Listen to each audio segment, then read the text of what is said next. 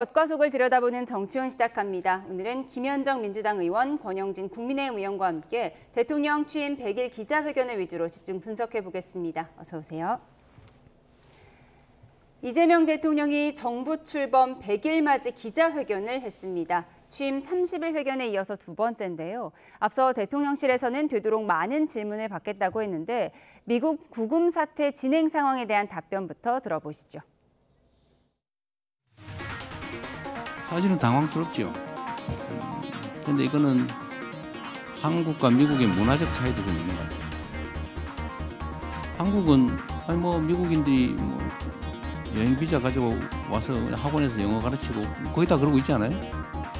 그냥 우리는 그럴 수 있지 내 생각을 합니다. 근데 그쪽은 절대 안 돼. 이렇게 생각하고 있는 것 같아요. 온갖 과격한 모습으로 이렇게 추앙하고 있죠. 다만 아마 진출한 우리 기업들이 매우 당황스러운 상태일 거예요. 취임 100일을 자축하는 기자회견을 취소하고 즉시 미국으로 달려가야 할 것입니다. 아무리 생각해봐도 매맞을 일은 특검 농단밖에 없습니다. 대통령 비서실장이 석방 교섭이 마무리됐다, 전세기가 뜬다고 자신 있게 말한 이후에 대한민국과 미국에서 일어난 일은 딱 하나, 소년보 목사에 대한 구속입니다. 트럼프 대통령이 그토록 경고했던 종교 탄압입니다. 네, 구금됐던 우리 국민들 지금 석방돼서 공항으로 향하고 있는데 이에 대한 질문이 쏟아졌습니다. 지금 이재명 대통령은 한국과 미국의 문화 차이도 있었을 것 같다. 지금 우리 기업들이 많이 당황했을 것 같다. 이런 답변을 내놨거든요.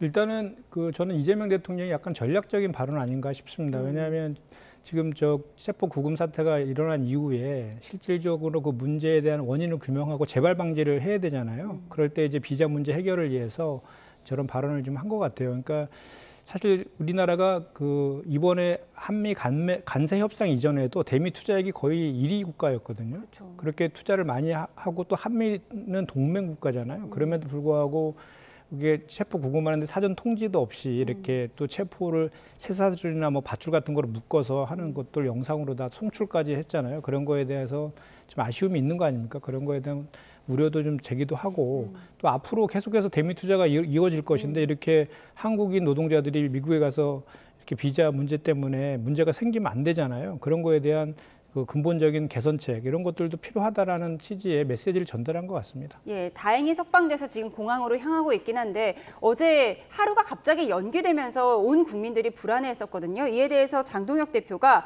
석방이 미뤄진 것은 특검 농단 때문이다 이렇게 얘기했습니다. 우리 정부가 종교 탄압했기 때문에 이에 대한 미국의 반응이라는 해석을 내놨는데 이 부분 어떻게 보셨습니까? 글쎄요. 미국이 어떤 의미로 하루를 늦췄는지 모르겠지만은 정부는 이미 지난 일요일 날 우리 대통령 비서실장은 협상이 마무리가 돼서 곧 나올 거라고 했는데 그로부터도 지금 시작에 닷새가 더 끌어졌거든요. 근데 저는 오늘 대통령께서 당황스럽다라고 말씀을 하실 때 그 말씀을 들으면서 참으로 당황스러웠어요. 사실은 이제 한미동맹이 한 70주년이 됐습니다. 70주년 한미동맹사에서 우리 국민들이 316이라는 분들이 미국에 그것도 투자 약속을 지키기 위해서 일하러 갔던 근로자들이 마치 테러리스트들이나 되는 양 쇠사줄에 줄줄이 엮여서 그 열악한 구금시설에 일주일 동안 지금 속옷도 못 갈아입었다는 거 아닙니까? 그분들이 나와서 공항에 가족들 보고 속옷 좀 가지고 나오라고 하는 그런 열악한 시설에 이런 일이 있었습니까? 한미동맹사에서. 그런데 얼마 전까지 대통령은 미국에 갔다 와서 역사상 가장 성공한 정상회담을 했다라고 하는데 이 우리 국민들은 이렇게 고초를 당하고 가족들은 걱정을 하고 이러면은 저는 대통령이 그거에 대해서 우리 국민들과 그렇게 고생했던 그 근로자들에게 정부가 미안하다고 얘기를 해야 되는 거예요. 이거는 정부의 무능이에요. 문화적인 차이. 나는 이 정부 탓만 하지 않을 거예요. 역대 정부도 똑같아요. 우리 늘상 저렇게 우리 국민들을 미국에 가면은 비자 문제 때문에 저렇게 위험한 지경에 계속 몰아넣고 왔던 거거든요. 그게 이번에 터진 거란 말이에요. 그러면은 정부가 국민들에게 죄송하다고 얘기해줘. 그걸 당황스럽다라고 얘기하는 거 보면서 저는 정말 당황스러웠어요. 예.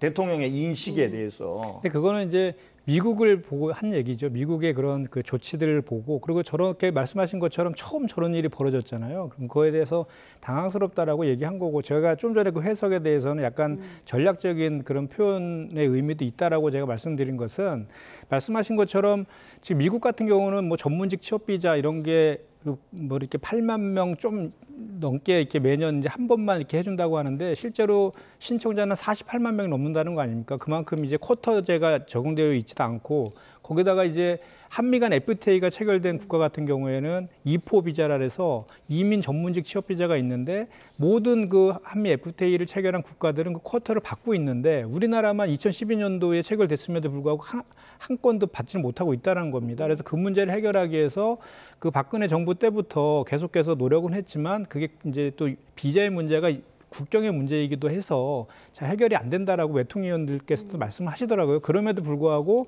이번에는 이제 이런 위기가 저는 이제 기회라고도 생각을 하는데, 왜냐하면 미국에서도 지금 대미 투자와 관련된 니즈가 있는 것이고, 또 미국의 그 국민들을 고용과 관련된 문제들도 해결해야 되는 또 숙제도 갖고 있는 거잖아요.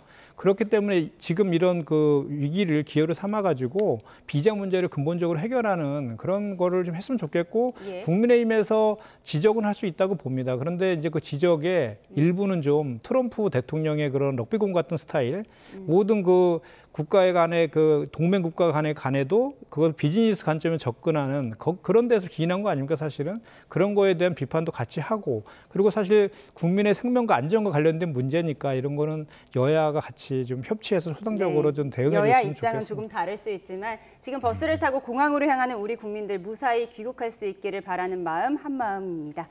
그런가 하면 이 대통령은 오늘 주식 양도소득세 대주주 기준 강화를 고집할 필요가 없다는 입장도 밝혔는데요. 듣고 오겠습니다. 주식시장이 만약에 그 때문에 실제 장애를 받는다면 굳이 뭐 50억을 10억으로 내리자, 반드시 그렇게 해야 되겠다, 그렇게 생각하지는 않습니다.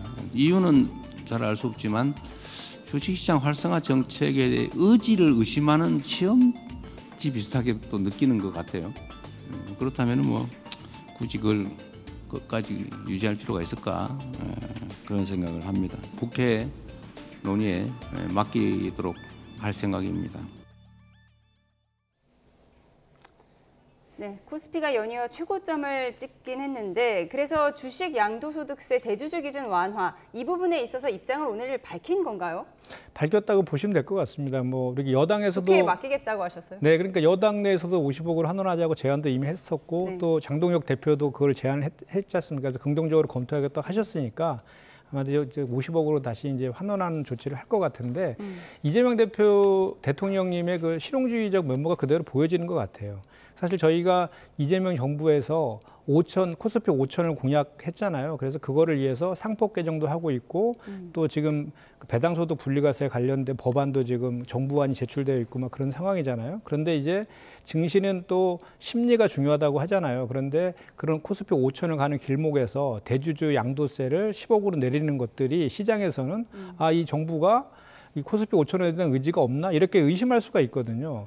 그렇다면 시장을 이길 수는 없는 것이니까, 그런 차원에서, 그리고 또 이거를 10억으로 내린다 해서 세금이 거치는 것도 크지도 않고, 오히려 그거로 인해서 연말에 이제 그 매도 물량이 쏟아짐으로 해서 주가가 하락하는, 그거로 인해서 오히려 또 거치는 거래세라든지 이런 게 좀 줄어들 수가 있거든요. 그래서 그런 것들을 다 감안해 가지고 여기 말씀하신 것 같고, 예. 잘하신 것 같습니다. 예, 대주주 기준은 50억으로 유지할 것 같다라고 정리해 주셨습니다. 한편 이재명 대통령은 오늘 기자회견에서 국민의힘 장동혁 대표 관련 언급을 했는데요. 뭐라고 했는지 직접 들어보시죠.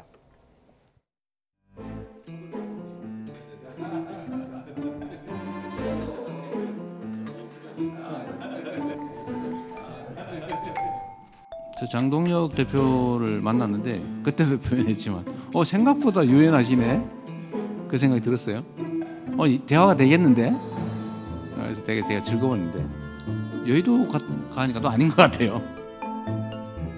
회복의 100일이 아니라 파괴의 100일이었다. 삼권 분립의 시대가 아니라 삼통 분립의 시대를 열었다. 지금 세간에는 용산 대통령 이재명, 여의도 대통령 정청래, 그리고 충정로 대통령 김어준, 이런 말들이 돌고 있습니다. 네, 이재명 대통령이 장동혁 대표 만나보니까 생각보다 유연한 줄 알았는데 여의도로 가니까 또 다르다고 했습니다. 그랬더니 장동혁 대표가 이제 삼권 분립의 시대가 아니라 삼통 분립의 시대라는 얘기를 했습니다. 여의도 대통령은 정청래 대표고 충정로 대통령이 김어준 씨다, 이런 발언을 했는데요. 어떤 배경이죠? 아니 뭐 시중에 국민들 사이에서 그런 얘기가 떠도니까 뭐 저렇게 장동혁 대표가 저렇게 말씀하셨는데 대통령께서 좀 아프셨나 봅니다. 그 얘기에. 그런데 이제 지난번 여의도 오면 달라진다라는 건 대통령이 그렇게 말씀하실 게 아니라 친정이라고 있는 여의도에 있는 당이 어떻게 하고 있는 걸 잘 보셔야 돼요. 대통령은 취임사에서도 국민 통합을 강조하시고 국민 통합을 성장의 동력으로 삼겠다고 하셨어요. 오늘 또 보니까 국민 모두의 대통령이 되겠다 그러면서 통합의 정치를 강조하시는데, 저는 대통령께서 지금 친정인 민주당이 국회에서 어떻게 야당을 대하는지를 알고 하시는지 아니면은 아는데 모른 척 하시면서 네. 계속 저렇게 얘기하시는지 모르겠는데요.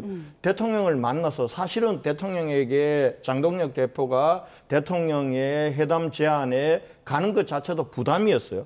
지금 여당은 야당을 파트너로 인정하지 않잖아요. 심심하면은 내란 공범이다, 해산시키겠다 이렇게 하니까 이제는 투쟁해야 된다 하는데, 그래도 대통령이 외국 갔다 오셨으니까 그 성과를 가지고 하시겠다는 손을 뿌리치지 말자 하고 가셨단 말이에요. 예. 그럼 거기서 손을 잡았는데 그 다음 날 대표 연설에서 정청래 대표가 어떻게 했냔 말이에요. 바로 야당 앞에 대놓고 내란 공범이라 그러면서 해산을 협박하고 이렇게 하는데, 어떻게 장동혁 대표가 야당에 내미는 손을 뿌리치는데 어떻게 거기에 대해서 좋은 얘기를 하겠습니까? 이게 여야 관계란 건요, 협치는 대통령 말 그대로 더 가진 여당이 좀 내놓는 겁니다.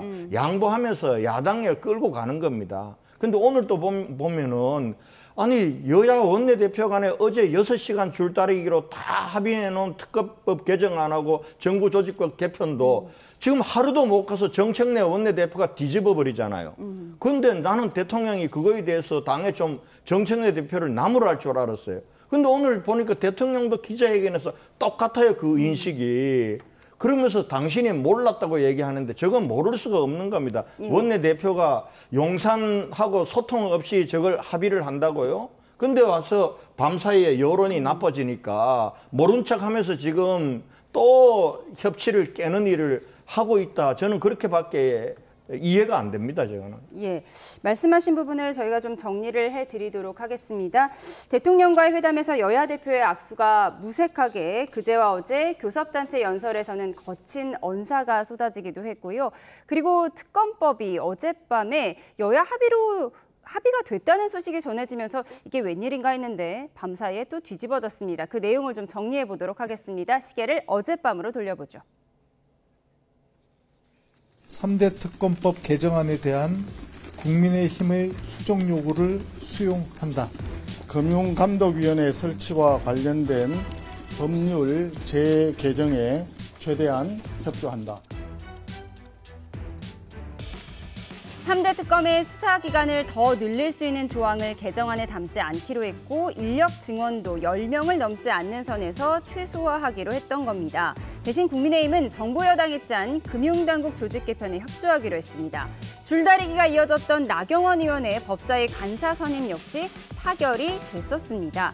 하지만 이후에 민주당 일부 의원들이 반발하기 시작했고, 박선원 의원은 내란당과 3대 특검법을 합의했다더니 내란 종식을 어떻게 할 것인가라고 성토했습니다. 결국 합의 반나절 만에 정청래 대표 협상안을 수용할 수 없다며 재협상을 지시했습니다. 들어보시죠. 어제 협상안은 제가 수용할 수 없었고 또 지도부의 뜻과도 다르기 때문에 어제 바로 재협상을 지시했습니다. 또 어제 많이 당황했고 국민의힘은 바로 합의문 잉크도 마르기 전에 뒤집어졌다며 규탄 시위를 벌였습니다. 법원의 합의 파괴, 독재국는 규탄한다. 규탄한다. 국민 모두 합의 파괴, 일당 독재 중단하라. 여의도 대통령이 얘기하는 것은 배덕한 역할을 하면서 야당을 말살하고 일방적인 합의 파기 부분에 대해서는 다시 한번 강력히 규탄합니다. 오늘 대통령 기자회견에서도 이와 관련한 질문이 나왔는데요. 어떻게 대답했을까요? 들어보시죠. 내란 특검 연장을 안 하는 조건으로 정부 조직법을 통과시켜주기로 했다고. 근데 그 이재명이 시킨 것 뒤에서 슬쩍 시킨 것 같다 이런 여론이 있어서 그런지 저한테 비난이 엄청 쏟아지고 있어요 지금. 저는 그런 게 몰랐어요 실제로. 그리고 저는 그렇게 하길 바라지 않는다. 네, 이렇게 되면 대통령이 사실상 정청래 대표 손을 들어준 건데 김병기 원내대표는 비공개 최고위에 불참하는 등 불편한 심기를 감추지 않았고요. 정청래 대표에게 공개 사과를 요구하기도 했습니다. 결국 오후 의원총회에서 정 대표가 매끄럽지 않은 일련의 과정들에 대해 부덕의 소치라며 사과했습니다. 네, 민주당이 전날, 그러니까 어제 국민의힘과 합의한 3대 특검법 개정안을 오늘 오전에 철회한 겁니다. 이 과정에서 정청래 대표가 김병기 원내대표의 의견에 반대한 것이다 이런 해석이 나오고 있습니다. 상당히 복잡한 것 같은데 좀 정리해 주시죠. 근데 사실 이제 여야 원내 지도부가 이렇게 협의를 하죠. 협상을 하는데 실제로 그 협상이 이제 그 양당에서 추인되는 절차가 있습니다. 그러니까 최고위에 보고도 하고 또 의총에서 최종적으로 이제 결정이 되는 것인데 실제로는 이제 여야 간의 합의까지는 아닌 거죠. 그러니까 협의가 된 내용들이 이제 저 최고위라든지 의총 과정에서 이제 수정이 된 거죠. 철회는 아니고요. 그 5가지 내용 중에서 그 3가지 정도만 이제 법사위에서 올린 기간과 인력 증언에 대해서는 법사위 원안대로 올리고, 네. 그다음에 이제 특검 수사 기간이 끝난 이후에 그 이제 국수본으로 사건을 이첩했을 때 특검이 이제 그걸 수사를 지휘할 수 있는 그 내용은 이제 뺐고요. 그다음에 이제 그 재판 의무 중개와 관련해서는 헌법 제109조에서 예외 조항 둘 수 있는 것도 포함해서 수정안을 제시한 이런 내용입니다. 그래서 사실 그 과정에서 뭐 이렇게 협상을 하다 보면 이제 그 일방적으로 원내 지도부만의 생각으로 협상을 하지는 않죠. 당 지도부랑도 소통도 했을 것이고 또 법사위라든지 또 우리의 3대 특검 또 특위가 있거든요.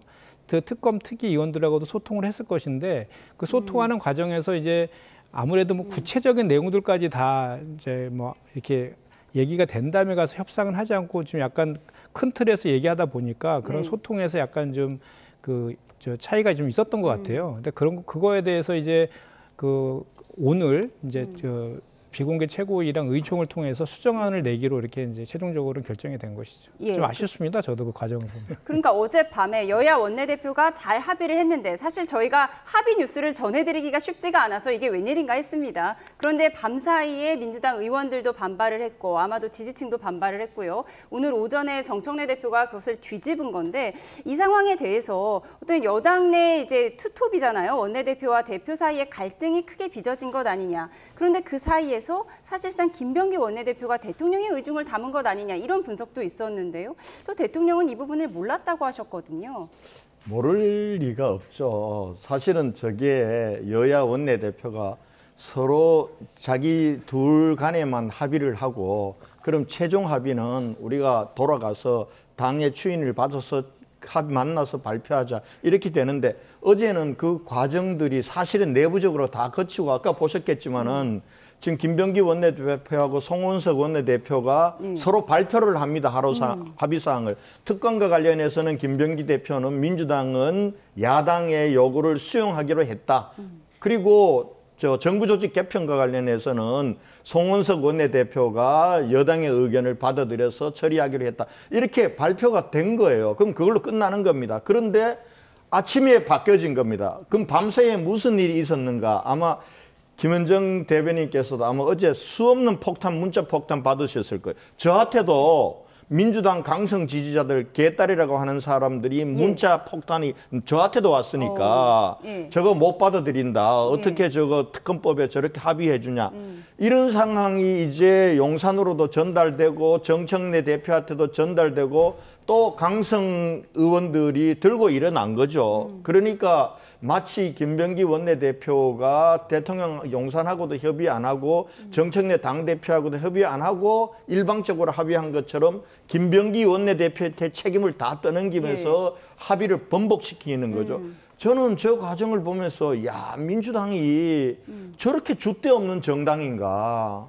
이걸 오랜만에 대통령이 영수회담으로 이 협치의 분위기를 만들고 그랬던 것을 원내대표들 간에 합의로 저렇게 한 것을 이 하룻밤도 못 견디고 저걸 뒤엎어서 저렇게 해서 또 일방적으로 단독 저 법안이 뭡니까? 저 야당 입장에서는 야당 말살하고 정치 탄압하기 위한 법안이라고 보는 거거든요. 저 법안을 저렇게 약속을 헌시장처럼 버리면서 국회를 저렇게 파행으로 몰고 가는 게 대통령에게 도움이 되겠어요? 여권 전체에게 도움이 되겠어요? 저는 이해가 안 가는 일을 했다 이런 생각이 듭니다. 예, 도저히 이해가 안 간다고 하셨고 김병기 원내대표 입장에서는 자존심이 상할 수 있는 일인데 그래서 정청래 대표에게 공개 사과를 요구했고 실제로 정청래 대표가 사과를 한 거죠.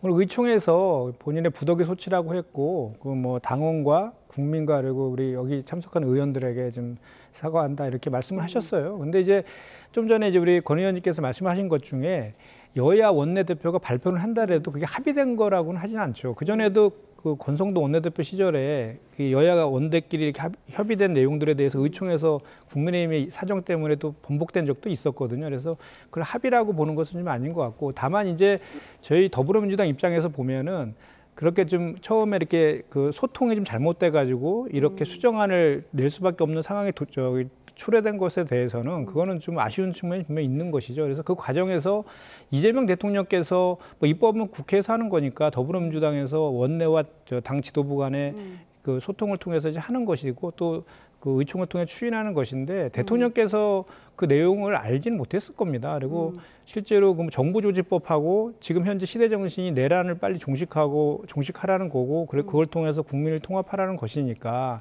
정부조직법을 위해서 이 특검법과 뭐 바터하거나 이렇게 거래하는 것은 상상할 수 없다. 그건 동의하지 않는다라고 대통령께서 말씀하신 것 같고 그 취지는 저희 원내 지도부도 마찬가지였습니다. 마찬가지였고 다만 원내 지도부 같은 경우는 지금 새로운 정부가 뜨면 사실 그 새로운 국정 운영에 맞춰서 정부 조직을 좀 개편하잖아요. 그러면 그거는 과거에 관행적으로 보면 여야 없이 다 그거에 대해서는 동의를 해줬거든요. 그런데 지금 현재 그 정부조직법이 9월 25일 날 본회의를 앞두고 있는데 그와 관련된 후속 법안들이 많이 있어요. 12개 정도의 후속 법안이 더 통과가 돼야 되는데 그중에서 9개가 제가 속해 있는 정무이고 2개가 이제 기재입니다.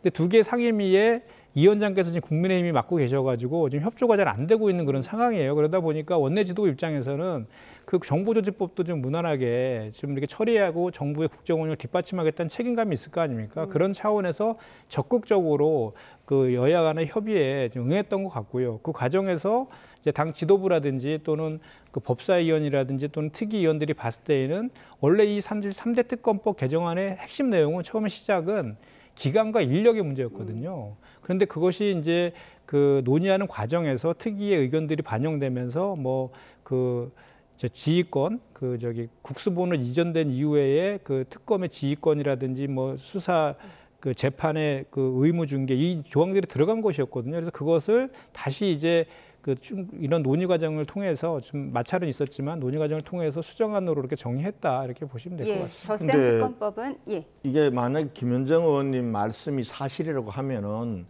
여권의 전체 시스템의 문제예요. 지금 검찰청을 해체하고 검찰 개혁 관련해서는 당하고 대통령실하고 이견이 있는 것처럼 이렇게 비쳤잖아요. 사실 이견이 있는 거예요. 이견이 있는 거고 지금 아직도 보안 수사 문제라든지 이렇게 어떻게 할까는 정리가 안 된 거예요.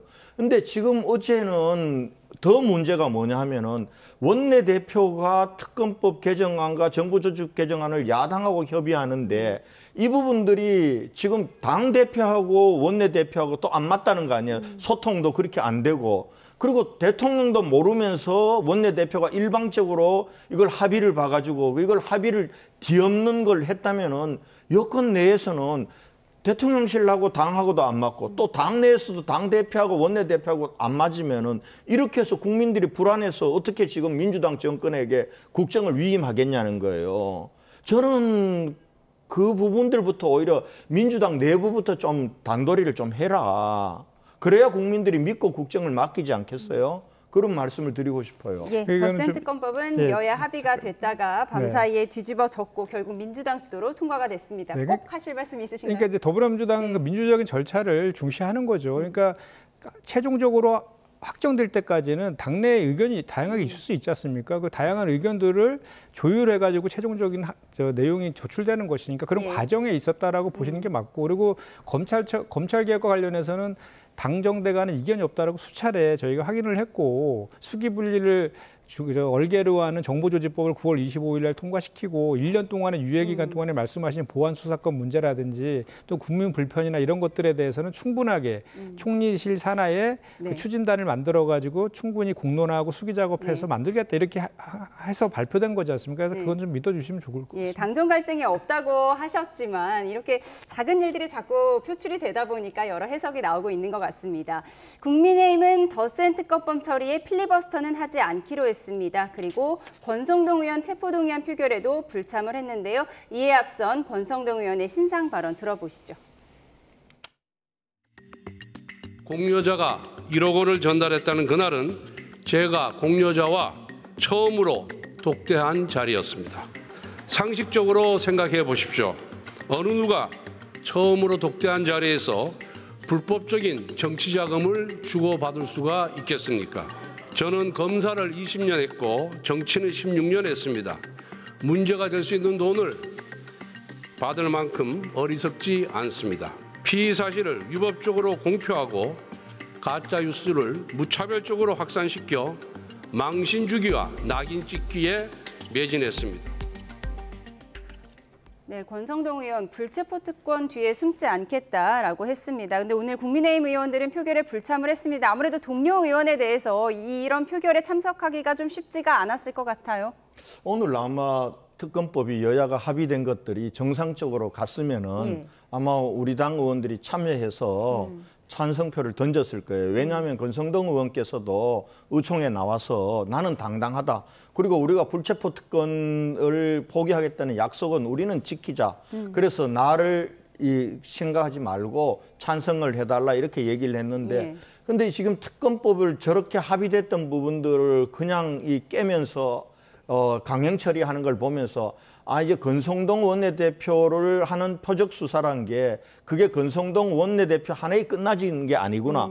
결과적으로는 이건 야당 전체를 상대로 탄압하는 것이기 때문에 그러면은 우리는 그런 표결에 우리가 참여할 수는 없지 않느냐. 그렇게 해서 우리는 참여를 하지 않되 권성동 전 원내대표는 혼자서라도 자기는 가서 자기 스스로의 불체포 특권을 포기하는 거기에 찬성을 던지겠다고 해서 권성동 원내대표는 참여를 했습니다. 예. 참여하고 저희들은 그냥 나오는 것으로 민주당의 합의를 깬 민주당의 그 행위에 대해서 우리가 항의하는 뜻을 밝히기로 한 겁니다. 그럼 국민의힘 의원 중에서는 권성동 의원만 참여를 하셨나요? 그렇습니다. 권성동 의원만 나가서 사실은 본인의 불체포 특권을 스스로 포기하는 나를 잡아가라는 거에 권성동 의원이 찬성표를 던진 거죠. 예, 권성동 의원은 자신의 체포동의안 표결에 참여를 해서 찬성표를 던졌다라는 소식까지 전해주셨습니다.